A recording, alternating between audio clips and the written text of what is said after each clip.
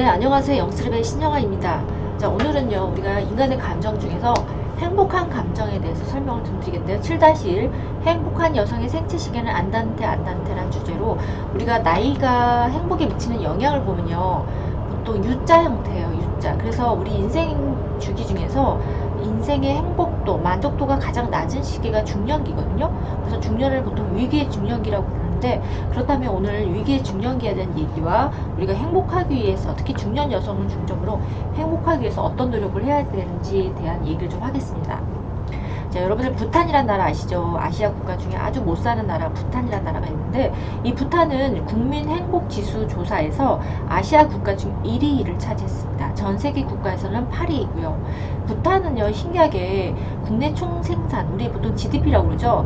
이 GDP를 보통 조사하는데, 부탄이란 나라는 GDP 대신에 국민 행복 지수를 조사해서 공식적으로 자료를 발표를 하고 있는데요. 실제 국민의 행복 측정은 뭐 다양한 기준이 될 수 있죠. 근데 우리가 보통의 국가들이 객관적인 지표로 사용하는 행복 지수로 사용하는 것들은 보통 GDP가 있고요. 그 다음에 기대 수명, 건강, 여가, 교육 여건, 부패 지수 등 이런 객관적인 지표를 보통 반영을 하는데, 이 부탄이란 나라는 신기하게도 그런 지수가 아니라 사람의 정신적인 부분, 영적, 종교적 영역으로 나눠서 이런 주관적인 요소를 가지고 평가를 한다고 합니다. 그렇다면 우리나라의 행복지수에 영향을 미치는 요소는 무엇인지, 그리고 우리나라 지금 현재 중년 여성들의 행복 성적표는 어느 정도인지를 한번 살펴보겠습니다.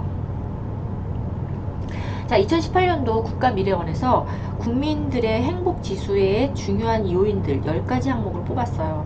그 10가지 항목에 들어가는 것들은 고용, 건강, 그 다음에 1인당 인적 자본 형성, 그 다음에 노동 생산성, 사회 안전, 민간 교육비 지출, 1인당 자본 스톡, 1인당 소비 지출, 부패와 신뢰 수준, 노후 안정, 1인당 가계부채 항목이 이렇게 10가지가 차지했습니다.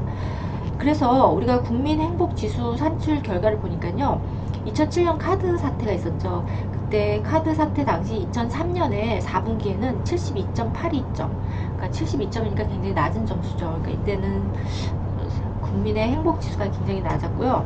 그 다음에 서브프라임 금융 위기 바로 직전이 2007년 3분기 때는 133점이었습니다. 그리고 그 이후에 상승과 하락을 반복하며 2018년도가 굉장히 호황기였죠. 경제가 굉장히 호황기였던 1, 4분기 때는 136점을 기록했습니다. 이거 우리나라 얘기입니다. 136점.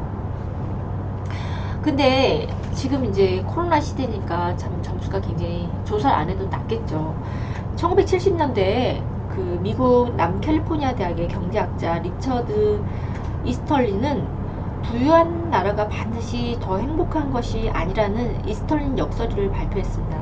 세간에는 소득 수준이 매우 낮은 부탄의 국민 행복 수준이 매우 높다는 것을 장안의 화제가 됐는데요. 이 경제학자들은 삶의 만족도나 행복감을 조사하고 여기에 영향을 미치는 요인이 무엇인지를 매해마다 조사를 해서 이게 세계 행복 리포트를 발간하고 있습니다. 이 행복에 영향을 미치는 여러 요인들을 모두 제거하고 나서 그냥 나이 한 가지만 갖고서 행복에 미치는 영향을 살펴봤어요. 나이가 행복에 미치는 영향. 비교적 모든 나라가 U자 형태를 유지하고 있었습니다. U자 형태라는 건 이런 형태겠죠. 그래서 보통 이게 가장 낮은 시기가 중년이고요. 그 다음에 청년기하고 노년기가 갈수록 삶의 만족도가 다시 높아지는 게 보입니다. 이게 보통 나라들의 형태예요. 그래서 만족도가 가장 낮은 시기가 중년기, 위기의 중년기라고 그러고요. 만족도가 가장 높은 시기는 청년기와 노년기라고 합니다. 그러면 한국을 더 좀 세심하게 살펴보면, 분석해보면요, 외국과 달리 한국은 U자형이 아니라는 거예요. 외국은 이게 보통 U자형인데 한국은 U자형이 아니라 지속해서 하락하는 형태, 이렇게 지속해서 쭉 하락하는 형태를 가지고 있다는 거죠. 우리나라만 좀 다른 형태를 갖고 있습니다. 특이한 건 우리나라 중년기는 보통 그래도 인생의 다른 시기에 비해서 보통 소득과 지위가 상대적으로 높은 시기거든요. 그러니까 소득도 많고 지위도 높은 시기이기 때문에 행복도가 높을 거라고 생각했는데 삶의 만족도가 굉장히 가장 낮았다는 게 역설적이죠. 그리고 지난해 삼성 서울병원에서 설문조사와 심층 인터뷰를 했는데 우리나라 중년의 내면을 정리한 보고서에 의하면 한국 중년들은 고독감, 책임감, 가족과의 주변의 기대 등으로 인해서 위기 아닌 위기를 겪고 있다. 그래도 가장 희망적인 것은요, 한국 중년들에게 있어서 가장 큰 위로를 주는 대상으로는요, 배우자가 44.7%로 압도적입니다. 그 다음이 자녀가 20.5%, 부모가 10.4%, 친구가 7.4%, 종교단체 등 지인이 3.8% 순이었습니다. 이 중년기는요, 우리가 신체적, 심리적, 사회적으로 급격하게 변화하고 다양한 변화를 경험하는 시기입니다. 우리가 지금은 이제 의학 발달로 평균 수명은 길어지고 저출산으로 인해서 인간의 자녀 양육 시간이 점점 단축되기 때문에 중년기가 더 길어지고 있죠. 특히 중년 여성들은 이때 노화로 인해서 갱년기가 오는 시기잖아요. 갱년기, 폐경기가 오는 시기이기 때문에 어떤 생리적으로 심리적 변화가 심한 시기고, 또 자녀들이 다 장성해서 독립하는 시기죠. 그리고 직장을 은퇴하거나 이런 많은 변화들, 사회적인 변화도 많고 또 갱년기라는 신체적인 변화도 겹쳐서 굉장히 혼란스럽고 우울이나 상실감을 찾아오는 위기가 찾아오는 시기를 받아들이는 개개인의 차가 굉장히 큰 것 같아요. 그래서 이렇게 좀 위기가 오는 사람들도 있는 반면에 중년기를 정신적, 인격적으로 성숙과 안정의 시기로 받아들여서 제2의 인생, 제2의 그 인생을 출발하는 사람들도 있습니다. 반면에 또 자녀의 독립이나 또 가정 내에서 역할 축소, 그 다음에 폐경이나 갱년기로 인한 신체적인 변화, 그리고 그동안 결혼 생활에서 억압되어 온 분노들의 감정 등으로 인해서 굉장히 혼란스러움과 우울감을 경험하기도 합니다. 우리나라 여성들한테만 있는 화병이라는 것도 있잖아요. 제가 다른 영상에서 설명을 드렸는데, 우리나라 여성들만 경험하는 화병, 그리고 사회적 역할과 지위를 경험하지 않은 특히 전업주부들은요, 반복적인 가사활동, 가사노동으로 인해서 낮은 자존감과 그 다음에 또 자녀들이 이때 되면 20살 정도 되면 이제 대학을 들어가면서 부모로부터 독립하잖아요. 독립하는 시기이기 때문에 자녀들로부터 소외감, 또 남편이나 배우자들은 보통 사회생활로 굉장히 바쁘기도 하고 또 사회에서 굉장히 높은 위치에 있다 보니까 의사소통의 단절 등으로 인해서 직장생활하는 여성들보다 더 많은 스트레스와 우울과 불안감을 겪는다고 합니다. 그래서 이 글래저라는 학자는 인간이 불행한 정서를 경험하거나 혹은 행복하지 않은 것은 기본적인 욕구, 특히 어떤 기본적인 욕구냐면요, 사랑과 소속에 대한 욕구라는 거죠. 그러니까 어떤 직장 여성들은 어느 직장에 소속되어 있기 때문에 이런 욕구가 어느 정도 충족이 되는데, 집에서 가정주부들은 이런 사랑과 소속에 대한 욕구가 충족되지 않기 때문에 어떤 이런 불행한 정서들을 많이 경험한다고 얘기하고 있습니다. 근데 이런 불행감이 오래 지속될 경우 인간은 분노나 우울, 불안, 공포, 두통, 만성 피로, 무력감, 수면장애, 식욕감퇴, 정신분열 등 다양한 정서적, 신체적 증상이 나타난다는 거죠. 그래서 참 문제가 될 수 있는데요. 그래서 에릭슨은요, 중년이 우리가 인생에 단계가 있어요. 1단계부터 8단계까지 있는데 그 단계마다 우리가 발달 과제가 있어요. 우리가 어떤 가업으로 주어진 과제들이 있거든요. 근데 인생의 중년기는 8단계 중에 7단계라고 보고 있고요. 그때 발달 과제는 뭐냐면 생산성 대 침체감이라고 설명을 하고 있습니다. 생산성이란 건 우리가 이때 자녀를 생산하고 양육하고 또 자기 직업적인 성취도 이루고 또 어떤 학문적인 업적을 이루는 시기이거든요. 그래서 이렇게 이 시기를 또 자신의 삶을 재평가하는 시기로서 생산성에 잘 이르면 문제가 안 되는데, 생산성에 이르지 못하면 이때 침체감이나 이런 우울감에 빠지고, 또 이 시기에는 생산성과 침체감의 둘 사이의 균형을 잘 이루고 통합하는 시기라고 보고 있습니다. 중년기를. 그리고 레빈스는 또 인간의 발달 과정을 생애 구조라는 개념을 사용하고 있는데요. 이 중년기는 그동안 지나온 인생을 되돌아보고 자신이 이룬 업적이나 과제를 재평가하면서 현실과 이상의 차이를 메우는 시기라고 합니다. 중년의 여성들은, 특히 우리나라 한국 여성들을 보면 자녀에 대해서 헌신적이죠. 또 남편이나 부모님에 대해서도 굉장히 헌신적이기 때문에 어느덧 부모나 남편이나 자식에 대해서 희생하다 보면 불현듯 자아실현이라는 문제를 직면하면서 내가 이제 중년에 딱 들어섰는데 아이도 다 키워놓고 남편도 사회적으로 성공했고, 그런데 자신을 돌아보니까 자기가 그동안 이룬 게 아무것도 없다는 생각이 드는 거예요. 그래서 난 이제까지 뭘 하고 살았나, 그리고 난 지금 이제부터라도 뭔가를 하고 싶은데 지금 무언가를 시작하기에는 너무 늦지 않았을까라는 생각 때문에 남성들보다 더 심각한 위기감이나 우울감을 경험한다는 연구도 있습니다. 그래서 이 시기 중년 여성들은 종래의 자기 직업이나 삶의 형태를 버리고 과감히 자신의 변혁을 시도하게 된다고 합니다.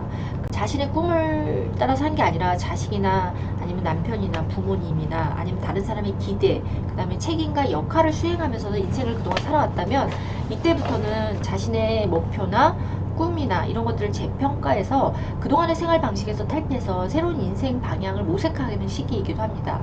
그리고 그때 되면 이제 중년이 되면 사실 우리가 갱년기 겪으면서 신체적으로는 많이 노화를 경험하는 시기잖아요. 처음으로 이제 내가 늙었다는 걸 인식하는 시기이기도 하잖아요, 사실은. 그럴 수밖에 없는 게 우리가 이제 갱년기 겪으면서 우리 성호르몬, 여성 호르몬이나 남성 호르몬들이 많이 떨어지면서 그때부터는 갑자기 젊음과 늙음, 파기성과 창조성, 여성성과 남성성, 애착과 분리 등 이런 양극적인 성향에서 균형을 잡고 통합을 해야 하는 시기입니다. 그래서 이 시기 여성들의 특징을 보면요. 가족이나 남편 등 끊임없이 희생하고 책임지고 보살피는 주부 역할에서 해방하고 싶어해요. 해방되고 싶어요. 저도 그렇거든요. 이제 사실 이 중년의 여성들이 대부분 이런 감정을 느낄 거라고 생각이 들어요. 그리고 그동안 자신이 포기했던 자신의 꿈이나 흥미나 이런 것들을 추구할 수 있는 권리를 원하고요. 그리고 대부분 가정주부들은 결혼과 육아로 인해서 경력이 단절되는 사람도 굉장히 많잖아요. 경력이 단절되기도 하고 또 개인의 침체감을 경험하면서 실망감이나 후회, 그 다음에 씁쓸함, 한멸감을 느껴서 남편과의 어느 정도 일정 거리를 두기도 합니다. 그래서 이제까지 끝내지 못했던 자기 개발이라든지 자아실현이라든지 여가활동, 취업, 봉사활동이 기회를 얻기도 하고 또 이 시기에는 친구 관계가 더욱 소중해지는 시기이기도 합니다. 그러면 여러분들이 이 시기에 여러분들이 어떤 삶을 지향을 해야 될까? 이제 제가 그 해결 방법을 조금 설명을 드릴게요. 이때는 이제 양육과 책임으로부터 좀 여유가 생기잖아요. 그러면 이때부터는 자신의 행복을 적극적으로 찾고 자신의 권리를 행사해야 합니다. 근래 저는요, 인간이 누구나 자신의 삶의 주인이 되어서 스스로 욕구를 충족할 때 행복을 경험한다고 정의를 하고 있습니다. 그래서 이 긍정 심리학에서는요, 행복이란 세 가지 삶을 사는 것을 정의하고 있는데요. 세 가지 삶이란 뭐냐면 즐거운 삶, 그 다음에 적극적인 삶, 의미 있는 삶을 사는 것이라고 정의를 하고 있습니다. 첫 번째, 즐거운 삶을 살기 위해서는요, 과거, 현재, 미래에 대한 긍정적인 마음을 가지고 살아가는 삶이라고 할 수 있죠. 우리가 지나간 과거는 돌이킬 수 없어요. 그러니까 과거의 삶에 대해서는 그냥 수용과 감사를 통해서 만족감을 느끼고요. 대신 현재, 지금 이 순간에 대한 적극적인 참여와 몰입을 통해서 유쾌함과 즐거움을 경험해야 되는 거죠. 그리고 미래의 삶에 대해서는 더욱더 도전의식을 갖고 낙관적인 기대를 통해서 희망감과 기대감을 느끼면서 살아가는 삶을 살아야 합니다. 이게 말은 이렇게 쉽게 하는데 여러분들이 실천하기는 쉽지 않지만 그래도 노력하셔야 됩니다. 그래서 우리가 중요한 거는 우리 감정을 긍정적인 정서를 극대화하고 부정적인 정서는 최소화하는 삶을 살아야지 우리가 즐거운 삶을 영위할 수 있어요. 그 다음에 이제 두 번째, 적극적인 삶을 살아야 되는데 우리가 매일 똑같은 삶을 사는 건 너무 지루하죠. 그리고 발전도 없고. 그래서 매일의 삶에서 자신이 선택한 활동에 열정적으로 참여하고 몰입하면서 자신의 강점을 찾고 자신의 잠재력을 최대한 발휘하기 위해서 자아 실현을 이루어 나가는 삶을 살아야 된다는 거죠. 그러니까 여러분들이 적극적인 삶이라는 거는 뭔가를 자신이 선택하고 액션을 취해야 된다는 거죠. 생각만 하면 안 되고요. 적극적으로 액션을 취하고 또 거기에 자신의 열정을 몰입하고 또 그러는 가운데서 내가 그동안 몰랐던 나의 강점이라든지 나의 잠재력을 최대한 발휘해가지고 결국은 자아 실현, 자기 실현을 이루어 나가는 거죠. 그래야지 행복감을 느낄 수 있거든요. 자, 그 다음에 세 번째는 의미 있는 삶이에요. 의미 있는 삶이란 자신보다 더 큰 관계 속에서 발견되는데 예를 들면 가족이나 직장이나 지역사회 또는 국가나 신을 위해서 봉사하고 공헌함으로써 자신의 존재 가치를 느낄 수 있는 삶이라고 볼 수 있죠.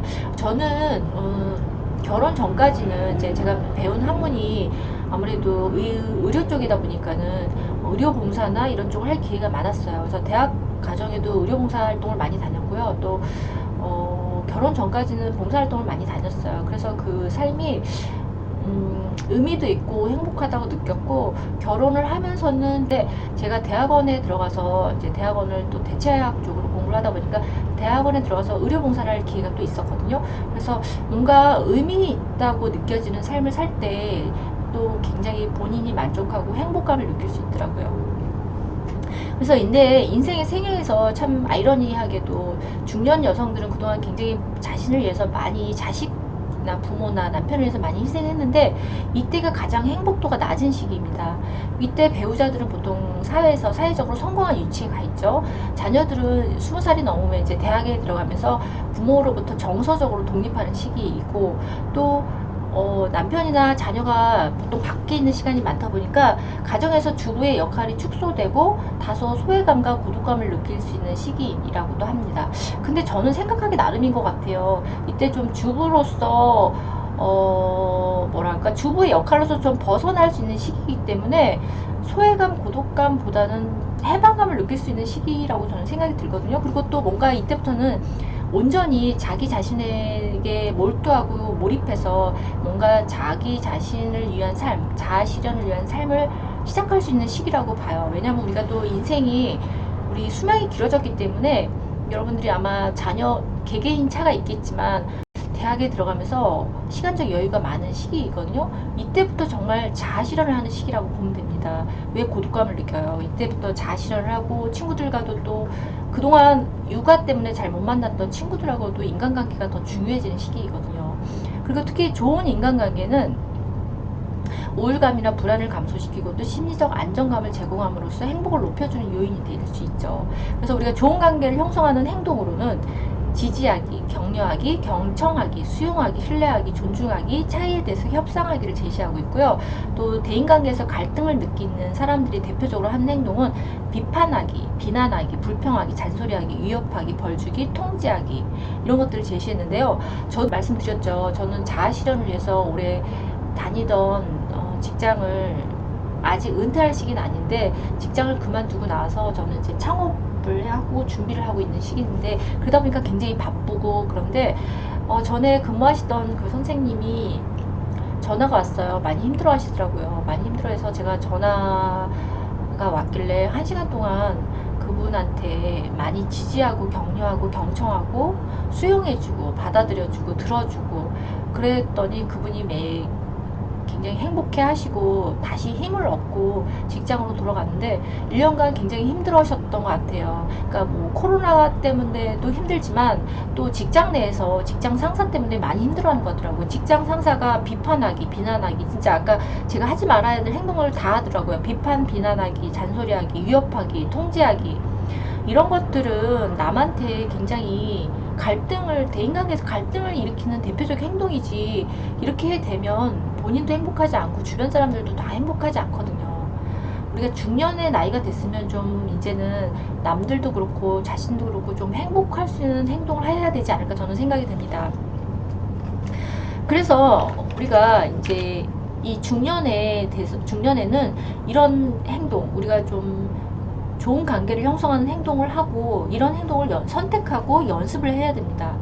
그리고 이런 과정을 통해서 우리가 심리적으로나 정신적으로 건강해지면서 나아가서 자아 실현을 하거나 자기 성장을 추구해 감으로써 결과적으로는 행복감을 경험하게 된다는 거죠. 그리고 이런 사람들, 특히 자신을 둘러싸고 현실을 효율적으로 통제하는 사람들이 내적 통제성이 높을수록 또 자신이 원하는 삶을 살 수 있고요. 또는 이런 욕구 충족이 또 결국은 행복을 가져온다는 거죠. 반대로 이런 욕구가 충족되지 않는 사람들 아까 제가 얘기했죠. 하지 말아야 될 행동으로 인해서 주변 사람들한테 피해를 입히고 또 주변 사람들한테 피해를 입히면 주변 사람들이 다 그 사람을 피하게 되잖아요. 그러면 불행을 느끼겠죠. 아무래도. 그래서요. 긍정의 심리학에서는 철학적 입장에서 행복에 대해서 두 가지를 정의를 하고 있습니다. 첫 번째는 쾌락주의적 입장이고 두 번째는 자아실현적 입장인데요. 제가 두 가지를 설명을 드리겠습니다.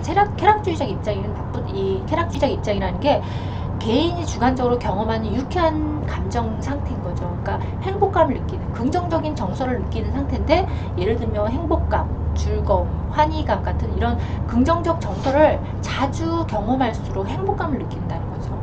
그리고 우울감이나 슬픔, 질투감 이런 부정적 정서는 덜 경험할수록 행복 수준이 높다는 거죠. 그러니까 긍정적인 감정을 자주 느끼고 부정적인 감정은 덜 느낄수록 우리가 행복의 수준이 높아진다는 거죠.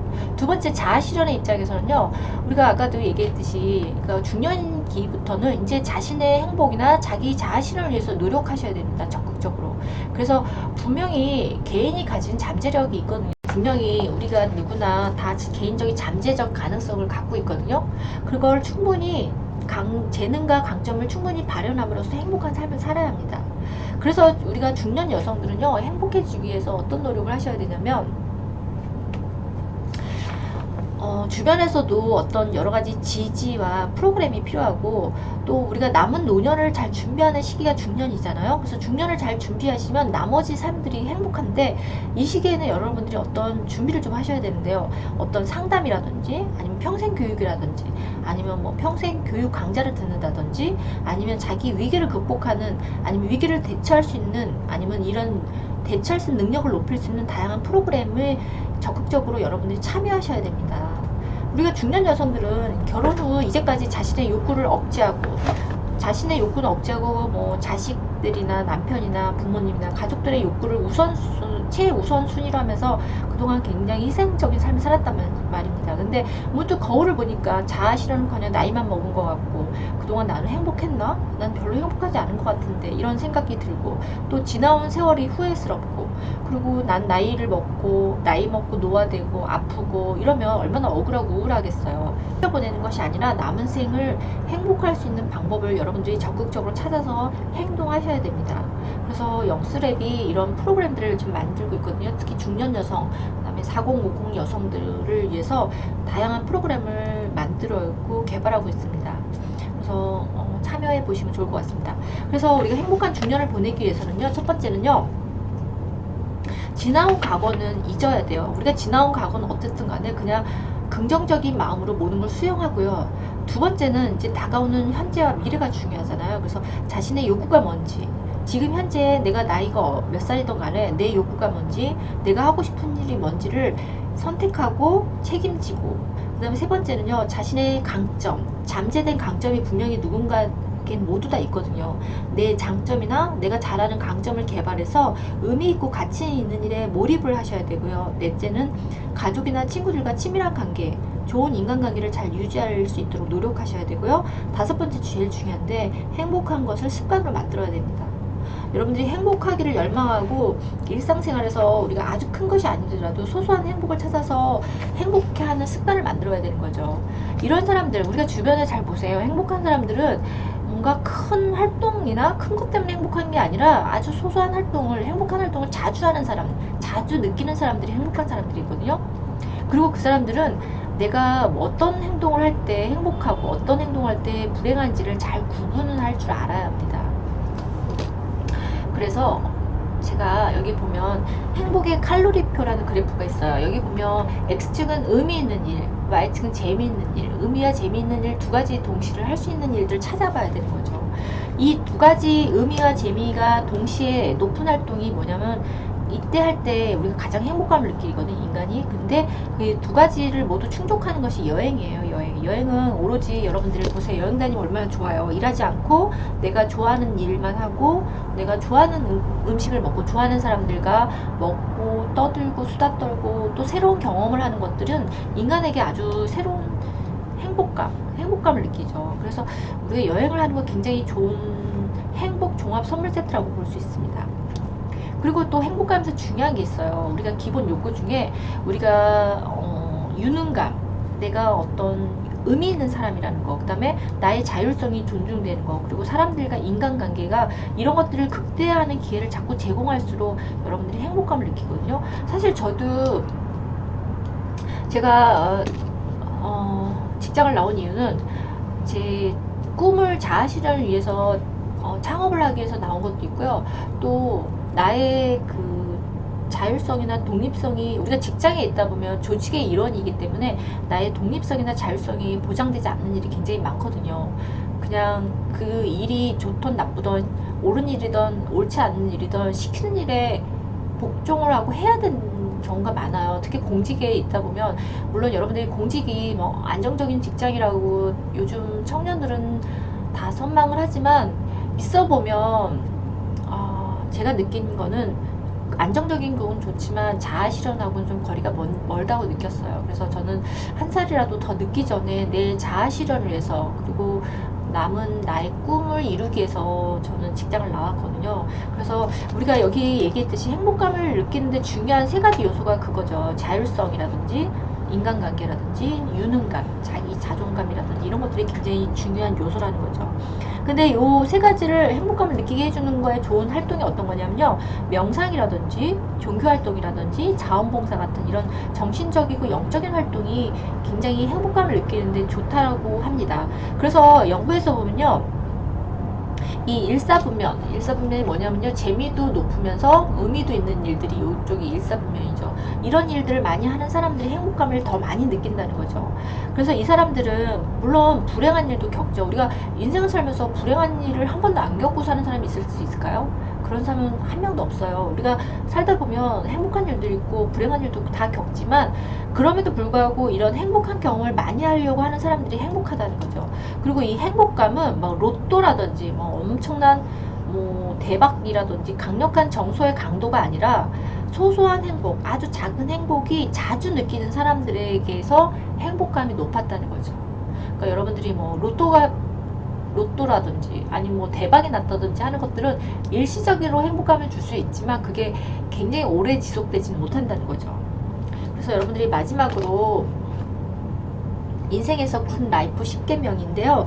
이거는 이제 최인철 교수님의 군 라이프에서 좋은 삶에서 좋은 것들로 채울 수 있는 군 라이프 10계명인데 자, 10가지를 채워야지 행복할 수 있다고 합니다. 그래서 10가지를 제가 소개할게요. 10가지는 좋은 기분이죠. 좋은 기분, 그다음에 좋은 평가, 그다음에 좋은 의미, 그다음에 좋은 사람들 있어야 되고요. 좋은 돈, 좋은 일, 좋은 시간, 좋은 건강, 좋은 자기. 좋은 자기라는 건 셀프입니다. 굿셀프. 그 다음에 좋은 프레임. 이렇게 10가지가 있어야지 행복함을 느낄 수 있다고 합니다.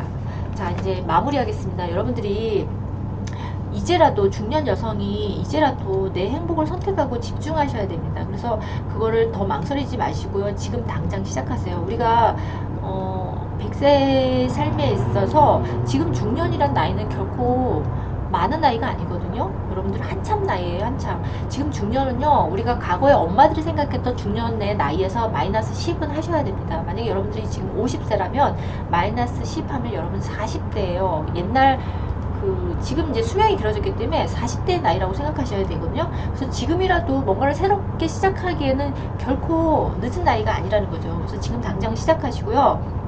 어떻게 하냐고요? 어떻게 하냐면 아침에 눈을 뜨면 자신에게 바로 이렇게 말하는 겁니다. 자, 오늘 하루 완벽한 하루가 시작된다. 모든 것이 나를 위해 영원히 함께한다. 오늘 나를 위해 새롭고 황홀한 날이다. 무엇을 하든 번성할 것이다. 나는 평화롭게 출발한다. 오늘 내가 시작하는 모든 일에서 멋진 성공을 거둘 것이다. 지금 현재 내가 가장 소중한 존재이다. 오늘 하루 나 자신을 위해서 브라보 마이 라이프를 선물하자. 자, 여러분들 오늘 하루 자신을 위해서 소중한 일을 하시기 바랍니다. 네, 오늘 여기까지고요. 영스랩의 신영어 박사였습니다. 감사합니다.